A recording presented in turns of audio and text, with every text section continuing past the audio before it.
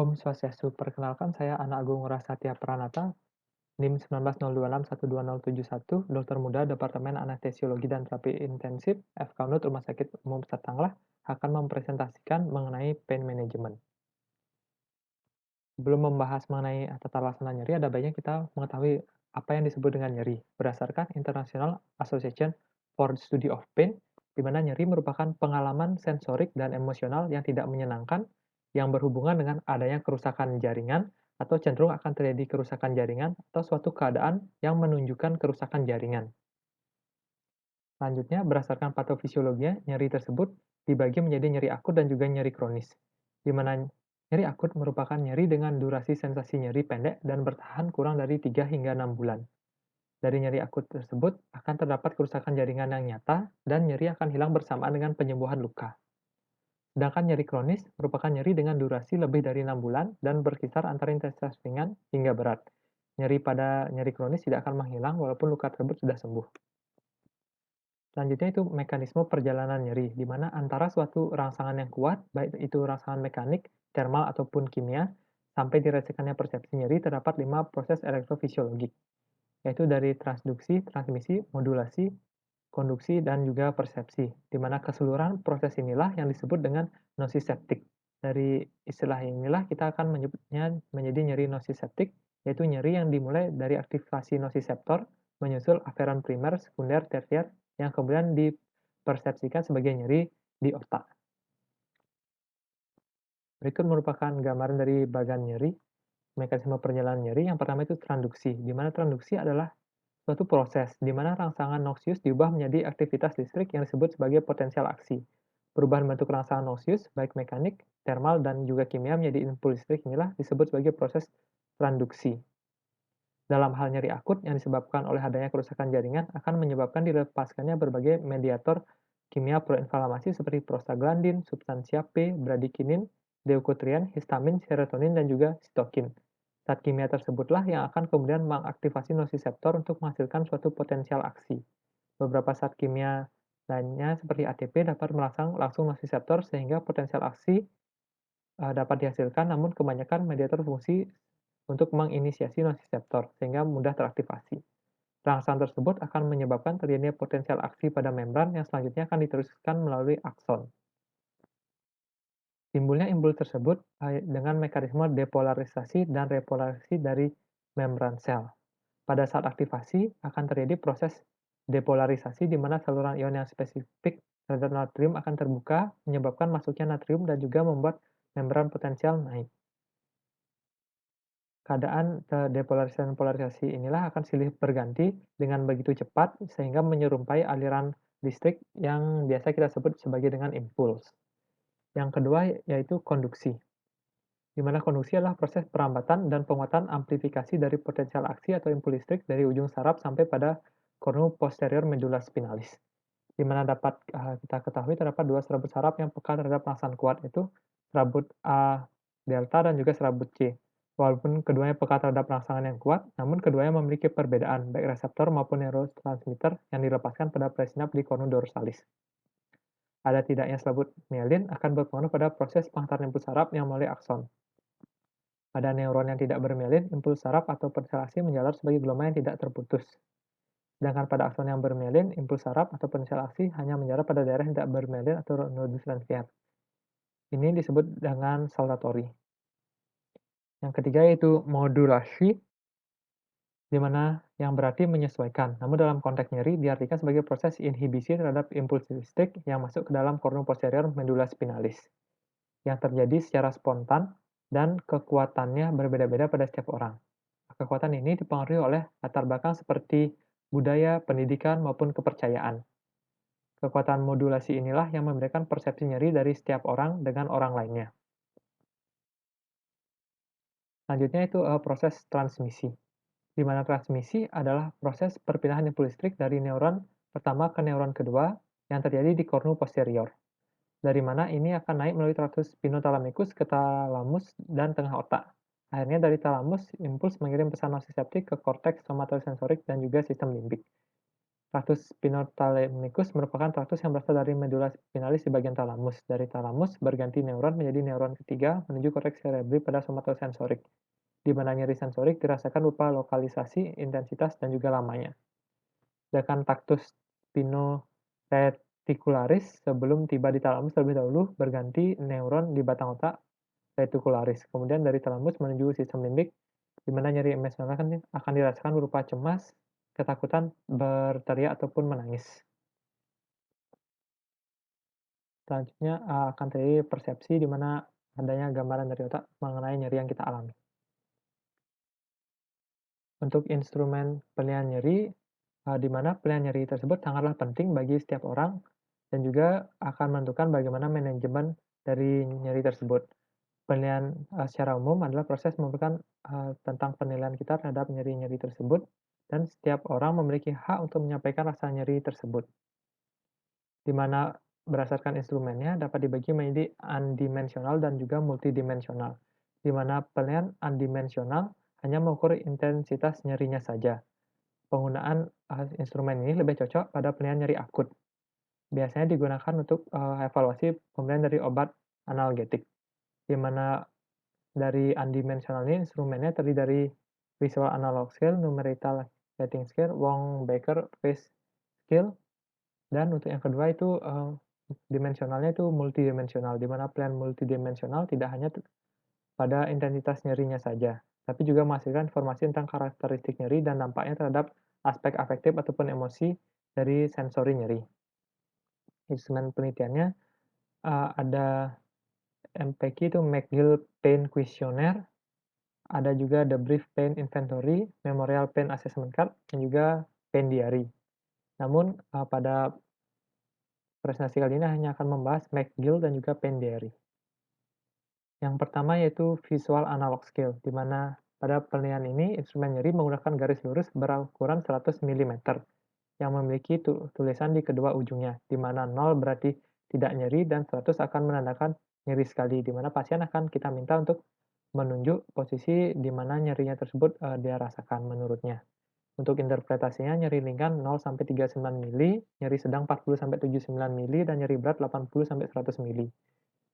Visual analog scale ini memiliki kelebihan dan kekurangannya tersendiri, di mana kelebihannya dapat digunakan untuk penilaian nyeri pasca pemberian obat analgetik, tervalidasi mengukur nyeri akut dan juga kronis, skala paling bermakna jika terdapat perubahan intensitas nyeri pada suatu individu, dan penggunaannya murah, mudah, dan serta cepat digunakan. Untuk kekurangan dari visual analog scale ini sangat bergantung pada pemahaman dan kekooperatifan dari pasien tersebut, sulit digunakan pada usia kurang dari 8 tahun dan juga pasien dengan gangguan kognitif. Kekurangan lainnya adalah ini dibuat di kertas dan juga tertulis, sehingga susah dilakukan jika ditanyakan hanya melewati verbal ataupun menggunakan panggilan suara saja. Pasien juga mungkin sulit untuk mengungkapkan rasa nyerinya tersebut pada sebuah garis. Yang kedua itu numerical rating scale, di mana numerical rating scale tersebut terdiri dari sebuah garis yang berisi dari angka 0 sampai dengan 10. Numerical rating scale tersebut memiliki arti 0 untuk tidak nyeri, 1 sampai 3 nyeri ringan, 4 sampai 6 nyeri yang sedang, dan juga 7 sampai 10 nyeri yang berat. Memiliki kelebihan dan kekurangannya yaitu kelebihan murah, mudah, cepat digunakan, serta pencatatannya sangat mudah. Kelebihan lainnya dapat digunakan melalui panggilan suara sehingga dapat digunakan pada pasien dengan gangguan penglihatan ataupun dari jarak jauh. Ini kelebihannya juga dapat digunakan pada anak-anak usia di bawah 5 tahun, namun anak tersebut harus sudah mengerti mengenai konsep berhitung dan juga angka. Yang dimaksud ini adalah pasien tersebut, anak tersebut harus mengerti angka 5 lebih besar daripada angka 3 ataupun sebaliknya. Dan juga kelebihan lainnya adalah skala tervalidasi untuk pasien dengan nyeri akut dan juga berlaku untuk kondisi klinis yang bervariasi.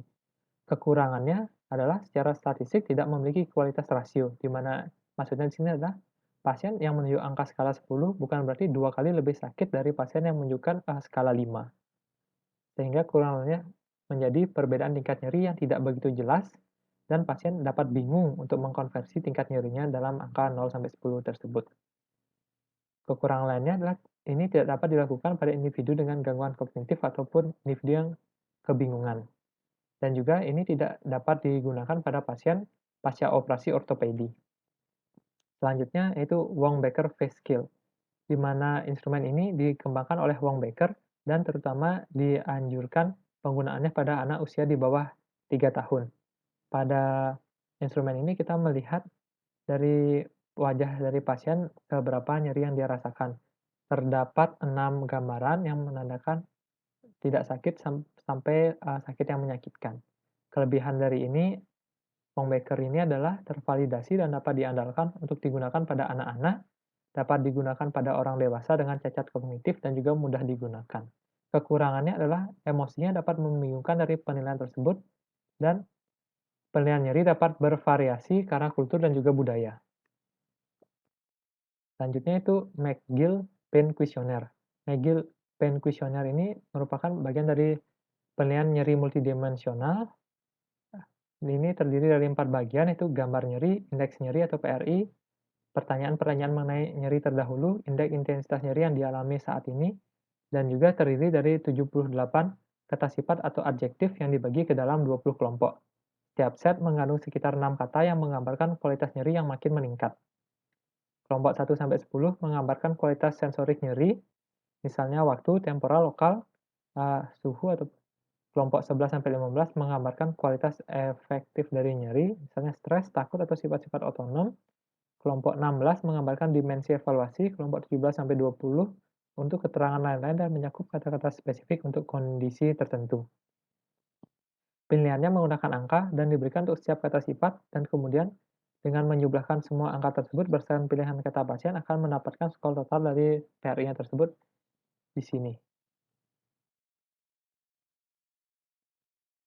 Lalu kelebihan dari McGill Pain Questionnaire ini adalah penilaian nyerinya valid dan juga terpercaya, dapat diidentifikasi dan bedakan dari nyeri nosiceptik dan juga nyeri neuropatik.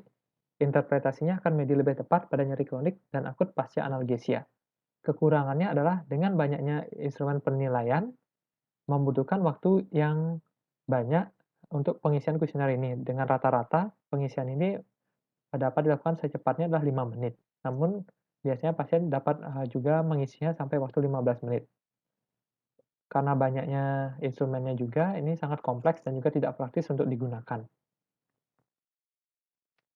Selanjutnya itu pain diary atau catatan harian nyeri, di mana catatan ini merupakan catatan tertulis atau lisan mengenai pengalaman pasien dan juga perilakunya. Di sini pasien diminta untuk mencatat intensitas nyerinya dan kaitannya dengan perilakunya, misalnya aktivitas harian, tidur, aktivitas seksual, kapan menggunakan obat, makan, merawat rumah, dan aktivitas rekreasi lainnya. Tabel yang dapat digunakan yaitu tabel seperti di kanan tersebut, dicatat hari dan waktunya, lokasi nyerinya, skala nyerinya berapa, dan juga apa yang dia rasakan saat nyeri tersebut. Kelebihan dari penggunaan Pain Diary ini adalah dapat memantau variasi status nyeri pasien serta pola nyeri setiap harinya, serta memantau respon terapi pada pasien tersebut. Kekurangannya sangat dipengaruhi oleh tendensi dan memori daripada pasien dalam penggunaannya. Selanjutnya itu penanganan nyeri, di mana penanganan nyeri tersebut diajukan oleh WHO menggunakan step ladder yang dibagi menjadi 3 tahap, di mana nyeri akut biasanya menggunakan ladder step down dan juga nyeri kronis yaitu menggunakan ladder step up. Secara umum pada gambaran akan seperti ini, di mana step 1 itu adalah nyeri ringan, step 2 adalah nyeri yang sedang, dan step 3 itu nyeri yang berat. Untuk pengobatannya dapat menggunakan non-opioid, opioid yang lemah, opioid yang kuat, dan juga pengobatan adjuvan. Penggunaan dari opioid dan non-opioid yang digunakan secara bersamaan sangatlah efektif, tapi jangan menggunakan gabungan kombinasi dari obat yang sama. Dan juga kita harus melihat dari waktu paruh obat. Untuk yang langkah pertama yaitu dapat diberikan analgesik non-opioid seperti NSAID atau acetaminophen dengan atau tanpa adjuvan, di mana non-opioid yang dapat diberikan itu aspirin dengan dosis 500 sampai 1000 mg, interval dosis 4 jam, dosis maksimum 3000 sampai 6000 mg. Untuk ibuprofen dosisnya 400 mg, interval dosis 4 sampai 6 jam, dosis maksimum 3200 mg. Pada langkah kedua, dapat diberikan opioid lemah dengan atau tanpa analgesik non-opioid dan dengan atau tanpa adjuvan, seperti tramadol dengan dosis 50-100 mg, interval dosis 4-6 jam, dan dosis maksimum 1-200 mg. Untuk langkah ketiga pada nyeri berat, dapat diberikan opioid kuat dengan atau tanpa analgesik non-opioid dan juga tanpa adjuvan. Dapat digunakan pengobatan seperti morfin jika pada nyeri sedang 0,1 sampai 0,2 miligram per kilogram berat badan secara intramuskular ataupun subkutan. Untuk nyeri berat, 1 sampai 2 miligram intravena dapat diulang sesuai yang diperlukan. Lalu selanjutnya dapat diberikan petidin, dosis intramuskular 1 sampai 2 miligram per kilogram berat badan diulang 3 sampai 4 jam, dosis intravenanya 0,25 sampai 0,5 miligram per kilogram berat badan, dan atau dapat diberikan fentanyl, dosis intravena 1 sampai 2 mikrogram per kilogram berat badan. Secara umum, anti nyeri fentanyl dengan bolus 10 kali lebih kuat daripada morfin, dan morfin tersebut 10 kali lebih kuat daripada petidin. Berikut merupakan penyampaian presentasi pain management yang dapat saya sampaikan. Mohon arahan, kritikan, dan juga masukannya. Terima kasih. Om Santi Santi.